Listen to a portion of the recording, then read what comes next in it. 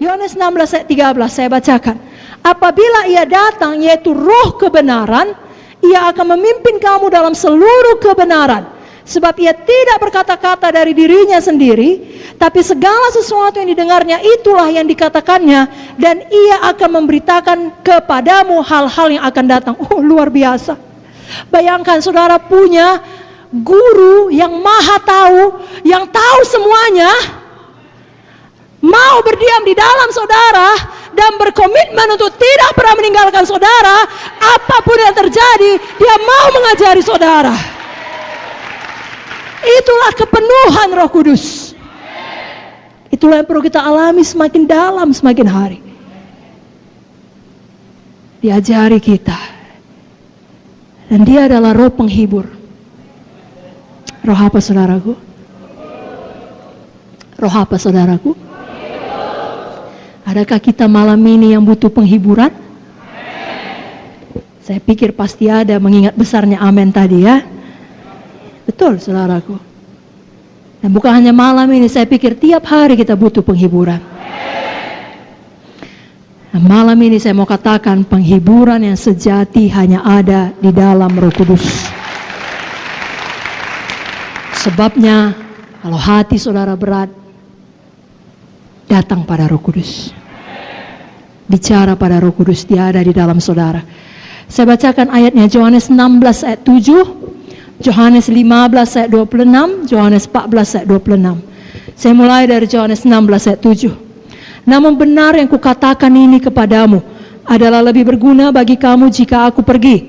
Sebab jikalau aku tidak pergi, penghibur itu tidak akan datang kepadamu. Tapi jikalau aku pergi, aku akan mengutus dia kepadamu. Yohanes 15:26. Jikalau penghibur yang akan kutus dari Bapa datang, yaitu roh kebenaran yang keluar dari Bapa, ia akan bersaksi tentang aku. Yohanes 14:26. Tetapi penghibur, semua berkata tetapi penghibur, yaitu Roh Kudus yang akan diutus oleh Bapa dalam namaku, dialah yang akan mengajarkan segala sesuatu kepadamu dan akan mengingatkan, semua berkata mengingatkan saya akan semua yang telah kukatakan kepadamu. Dia ingatkan firman yang pernah saudara baca. Dia ingatkan firman yang pernah diajarkan kepada saudara. Dia ingatkan firman yang saudara dengarkan seperti malam ini dan hari-hari sebelumnya sebelum hari ini. Dia ingatkan firman Tuhan. Bagaimana mungkin saudara tidak terhibur? Karena dia mengingatkan kita akan Tuhan Yesus dan akan firman Tuhan. Betapa kasih Tuhan bagi kita baru tiap hari. Betapa kasih Tuhan bagi kita kekal untuk selama-lamanya. Dia ingatkan saya dan saudara adalah manusia roh yang suatu hari akan pulang ke sorga.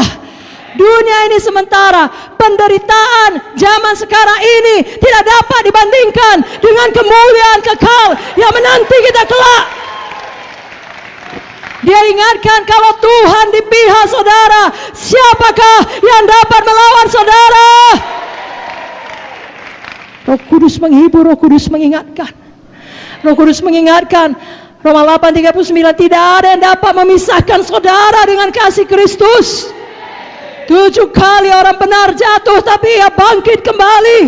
Walau orang benar itu jatuh, dia tidak tergeletak, sebab Tuhan menopang tangannya. Kemalangan orang benar banyak, tapi Tuhan melepaskan dia dari semuanya itu. Dia ingatkan itu pada waktu masa kesusahan saudara, pada waktu saudara sendirian di rumah sakit, pada waktu saudara harus ke pengadilan untuk menghadapi orang yang mengancam saudara, pada waktu saudara meneteskan air mata dan tidak ada seorang pun yang melihatnya. Roh Kudus ada di sana, dia di dalam saudara, dia menghibur saudara, dia tidak pernah meninggalkan saudara, dan dia ingatkan firman Tuhan kepada saudara. Alamilah kepenuhan Roh Kudus saudaraku. Malam ini hauslah satu persekutuan yang intim dengan dia, yang benar-benar dipenuhkan di dalam dia, sehingga kita bangkit dari keterpurukan apapun masalah kita, dan kita menjadi bukti, pemberi bukti bagi dunia ini Bahwasanya walaupun kita sudah jatuh, sudah ditekan, sudah hancur, kita naik kembali. Kita bangun kembali. Kita bangkit kembali. Kita hidup menang, bahkan lebih dari pemenang. Kita perlu Roh Kudus untuk membuat kita menang menghadapi pencobaan. Menang menghadapi masalah. Menang menghadapi tragedi-tragedi kehidupan. Saudaraku, hanya karena kita pelayan, hanya karena kita PKS atau pesek, bukan berarti kita eksklusif dari tragedi. Bukan berarti kita eksklusif dari semua masalah. Tragedi menimpa siapa saja, orang fasik dan orang benar. Tapi orang fasik tidak punya Roh Kudus menyertai dia. Orang benar memiliki Roh Kudus di tengah tragedi.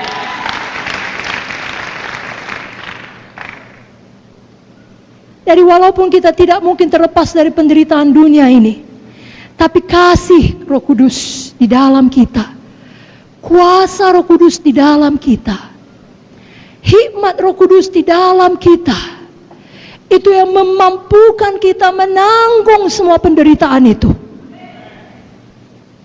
Sehingga dalam menjalaninya kita tidak menyerah. Kita tahu akan tiba tanggal kadaluarsanya. Lalu kita dimampukan untuk setia. Bahkan lebih daripada itu, kita tidak kehilangan damai kita. Kita tidak kehilangan pujian dari mulut kita. Kita tidak kehilangan sukacita kita. Dan paling penting, kita tidak kehilangan iman kita. Kita tidak berbalik dan menunjuk Tuhan dan berkata, kenapa kau izinkan ini terjadi? Kalau kau peduli kepada aku, kenapa kau biarkan? Tidak.